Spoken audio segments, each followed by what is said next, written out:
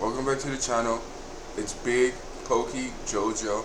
You already know we're back going through the pokedex one by one, and today we got one of the most favorited Pokemon ever to hit the Pokemon scene. My boy Charmander all the way to Charizard. So now going straight into Charmander's evolution line. So if you catch a Charmander, your next evolution is going to be a Charmeleon, and then it's going to be a Charizard. So if you're looking to catch a Charmeleon, the next evolution is going to be a Charizard. If you catch a Charizard, sorry you guys, but it's not evolving. FYI, Charmander evolves into Charmeleon at level 16, and then Charmeleon evolves into Charizard at level 36. So keep these in mind when you're leveling up and if you have them on your team, so you can expect the evolution and have your team ready to go for the next step. Now we look at the stats of the evolution line. Now, here are the 3 different stats of each evolution line, from Charmander to Charmeleon to Charizard.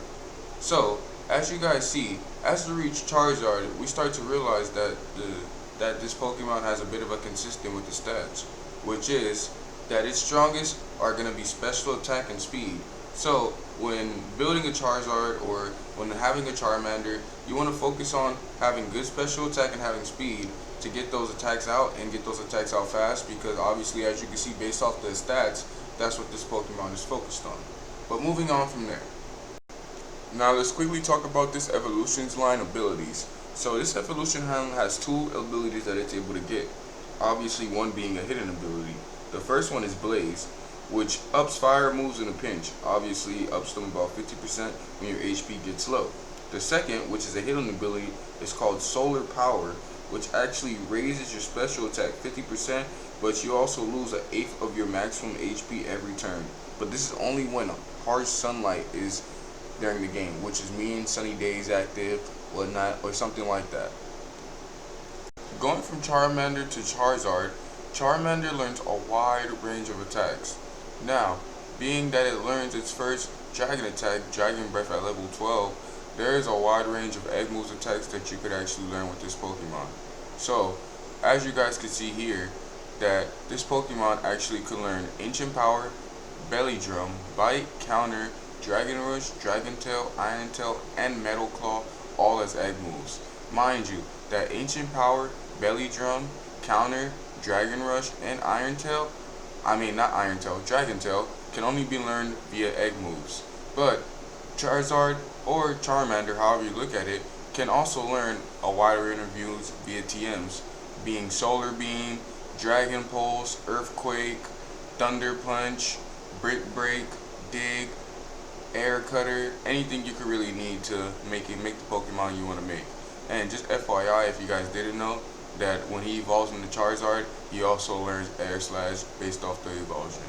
So that's going to be it for all of Charmander's and Charizard's attacks. So once again, if you guys need to stop, need to change your Charizard's attacks, or need to look over anything, just pause the video right here so you can check over all these TMs. Now, when we move on to strengths and weaknesses, this is when things get a little different for Charmander and Charizard. So, Charmander and Charmeleon are both only fire type, but Charizard is a fire and fighting type. So, Charmeleon and Charmander, they are obviously resistant to fire, grass, ice, steel, fairy, bug, but they are super effective to rock, water, and ground. But Charizard, being flying, he is ×4 effective to rock, super resistant to bug, super resistant to steel, fairy, fighting, grass, and fire. And he also takes no damage to ground, and also takes ×2 effectiveness to water and electric. So, as you guys can see right here with the type changing between Charmeleon and Charizard, you have to be aware of the new typings you're facing against when you're putting this Pokemon in the battle. So, here are the stats, or not the stats, really silly me, but here are the typings so you guys know what's good against battle and what it's not good against. Getting into matchups, Charizard has a lot of good matchups he's actually up against.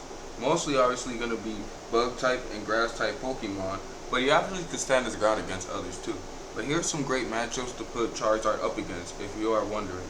We have Heracross, Scizor, Golisopod, Scyther, Beedrill, Genesect, Butterfree, just to name a few. And now, obviously, being like every other Pokemon, Charizard obviously has some bad matchups as well, usually being rock and water type Pokemon. So that would obviously be stuff like Blastoise, Kabutops, Rhydon, Aerodactyl, one of my personal favorites, and of course the ultimate Tyranitar. But that's just some of the matchups that you obviously would want to pull your Charizard out if you did see this Pokemon come into battle. So you guys already like to know, I always like to leave you one fact about this evolution line. So today I think I have another interesting one for you guys. So if you didn't know, Charizard can actually swim underwater. So if you guys haven't seen the show, it's actually proven that Charizard could actually swim underwater. And yes, his tail still stays on fire underwater, you guys. So that's all I got for you guys for today for our evolution line. Our baby boy Charmander becoming our big boy Charizard. But you guys already know, if you like this video and you like this content, drop a like, drop a sub for me. I'm have another video out for you guys shortly. We're moving on to the boy Squirtle. So if you like Squirtle and Blastoise, you already know, get ready for it. But love you guys, and you guys already know, Poke Big Jojo out.